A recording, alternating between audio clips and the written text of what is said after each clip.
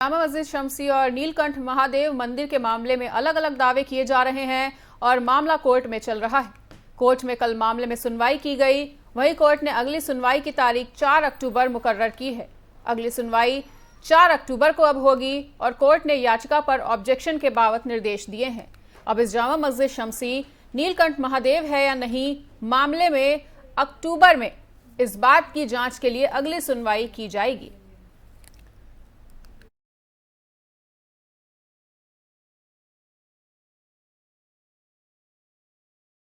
लखनऊ के बीकेटी थाना क्षेत्र दिनोहरी गांव के भगवान दिन का शव धान के खेत में मिला और ग्रामीणों की सूचना पर पहुंची पुलिस ने शव को कब्जे में लेकर पुलिस ने गहनता से इसकी जांच की और परिवार के सदस्यों से कड़ाई से पूछताछ भी की। पता चला कि भगवान दिन की बहू अपने ही गांव के एक लड़के के साथ प्रेम करती थी, जिसका विरोध उसके ससुर अक्सर किया करते थे और गाली गलौज भी करते थे, जिसको लेकर बहू ने प्रेमी के साथ मिलकर भगवान दिन को मौत के घाट उतार दिया और अपने ही ससुर की जान ले ली।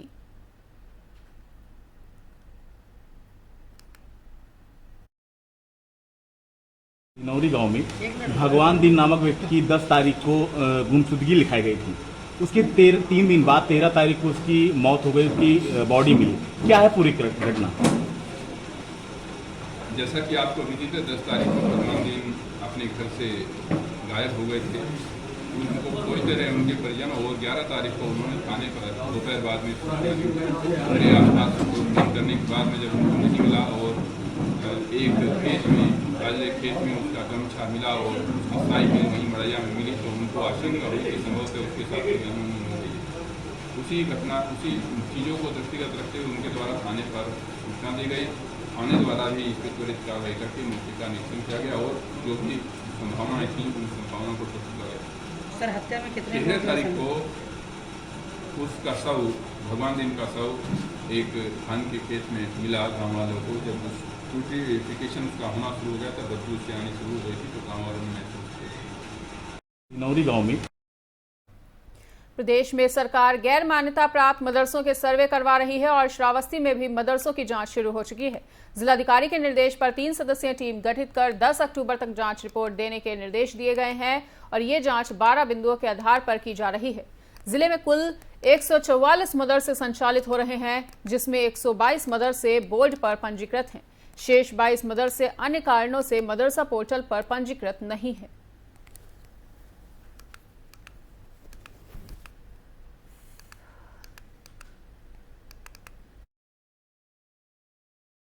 उत्तर प्रदेश में ऐसे मदरसे जो बिना मान्यता के संचालित हैं, उनका सर्वे रिपोर्ट विलंबतम 25 अक्टूबर तक जिलाधिकारी महोदय के माध्यम से शासन को उपलब्ध कराए जाने के निर्देश प्राप्त हैं।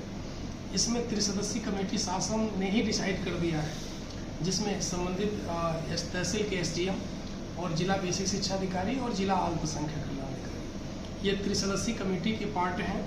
इसमें जनपद बस्ती का जहाँ तक सवाल है, यहाँ पे 144 मदरसे हैं जो मान्यता प्राप्त हैं।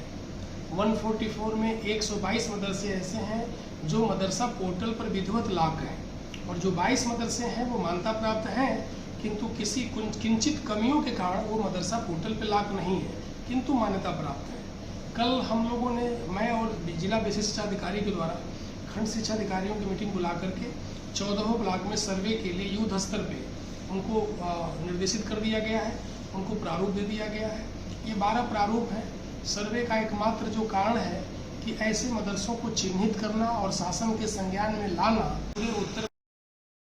उत्तर प्रदेश के उन्नाव में भी देर रात बारिश के चलते एक घर की छत गिरने से 3 लोगों की मृत्यु हो गई और एक घायल बताया जा रहा है। घायल महिला के 3 बच्चे हैं और बताया जा रहा है कि तीनों बच्चों की हादसे में मौत हो चुकी है।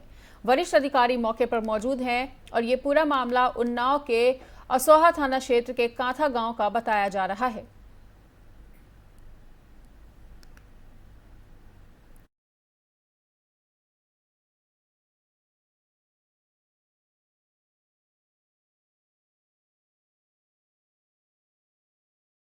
इसी बड़ी खबर पर अधिक जानकारी के लिए हमारे साथ उन्नाव से हमारे संवाददाता अप्रीतम हमारे साथ जुड़ चुके हैं। तो अप्रीतम, जिस तरह से लखनऊ के बाद उन्नाव में भी एक ऐसा ही बारिश के चलते हादसा देखने को मिला है, छत गिरने से 3 लोगों की मौत हो गई है, क्या कुछ जानकारी निकल कर आ पा रही है इस बड़ी खबर पर? ये आपको बता दें, बीते 2 दिनों से उन्नाव में लगातार बारिश हो रही है, जिसके चलते जो ये गरीब का मकान था, ये मिट्टी का बना हुआ था, जिसके चलते पानी जो लगातार बारिश हो रही थी, जिसके चलते जो इनका मकान ढहा है, उसमें इनकी मां समेत 3 बच्चों की मौत हुई है और 1 घायल है।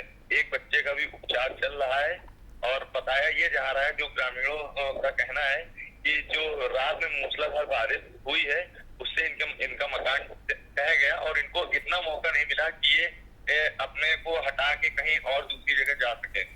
और अभी मौके पे सभी आला अधिकारी पहुंचे हैं, जिलाधिकारी व पुलिस अधीक्षक महोदय, और राहत और बचाव कार्य चल रहा है। और उन्होंने पूरा आश्वासन दिया है कि जो ज्यादा से ज्यादा राहत में उनको मिलेगी, उनके परिवार को, उनके परिवार के जो कुछ लोग बाहर कमाने के लिए गए थे वो भी आ रहे हैं, उनको जो ज्यादा से ज्यादा राहत कार्य और नया घर और कुछ मुआवजा राशि भी दी जाएगी। अप्रतिम, लेकिन सिर्फ मुआवजा राशि देने से क्या होता है? अगर हम उन्नाव के बाहर बाकी क्षेत्रों की भी बात कर ली जाए, सरकारी आवासों की बात कर ली जाए, तो उनका निर्माण काफी ज्यादा पुराना हो चुका है, बिल्डिंगें जर्जर हो चुकी हैं। और अगर अभी इस तरह का सर्वे शुरू नहीं किया गया, निर्माणाधीन बिल्डिंगों की जांच नहीं की गई, मानकों के प्रयोग की जांच नहीं की गई, तो इस तरह के जो हादसे हैं वो लगातार होते ही रहेंगे। जी, आपको बता दें, कहीं ना कहीं मैम ये एक बड़ा देखने को मिलता है, बड़ा हादसा है। इस तरीके के हादसे कई बार हो चुके हैं, क्योंकि ये लगातार सूत्रों की माने तो ये लगातार प्रधान के पास जा रही थी पक्के घर के लिए, लेकिन इसको अभी तक का पक्का घर नहीं मिला था, जिसके चलते ये अपना एक मकान बना के रह रही थी मिट्टी का। और पानी के 2 दिन से जब लगातार पानी बरस रहा था, इसी कारण से इसका मकान ढहा है और ये हादसा हुआ है। तो अप्रतिम, क्या कहा जा सकता है कि आला अधिकारियों और प्रशासन की नींद तभी खुलती है जब इस तरह की कोई बड़ी घटनाएं, अप्रिय घटनाएं घटित हो जाती हैं? जी बिल्कुल, कहा जा सकता है, जब कुछ बड़ा हादसा होता है तो प्रशासन की आंखें खुलती हैं और प्रशासन फिर मुआवजे की बात करता है और कहीं ना कहीं ढांढस बंधाने के लिए परिजनों के घर भी पहुंचता है। लेकिन जब तक कोई बड़ी घटना नहीं होती, तब तक प्रशासन जो है उसकी आंखें नहीं खुलती हैं और वो किसी तरीके की कार्रवाई नहीं करता। अगर इस परिवार को पक्का घर प्रधान के जरिए या किसी बड़े अधिकारी के पहले से बिल्कुल मिल जाता तो ये हादसा ना होता।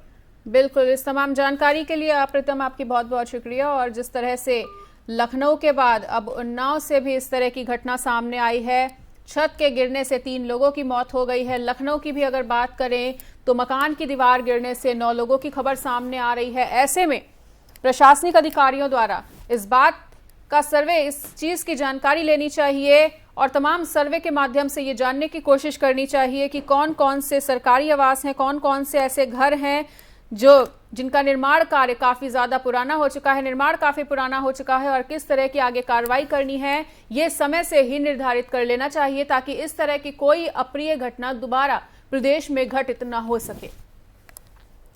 तो बारिश लगातार अपना कहर बरपाती हुई नजर आ रही है। उत्तर प्रदेश में लगातार बारिश की वजह से लोगों के जो घर हैं वही अब परेशानी का सबब बनते जा रहे हैं और बारिश ने कई लोगों की जान भी ले ली है। आफत बनती हुई नजर आ रही है उत्तर प्रदेश की बारिश।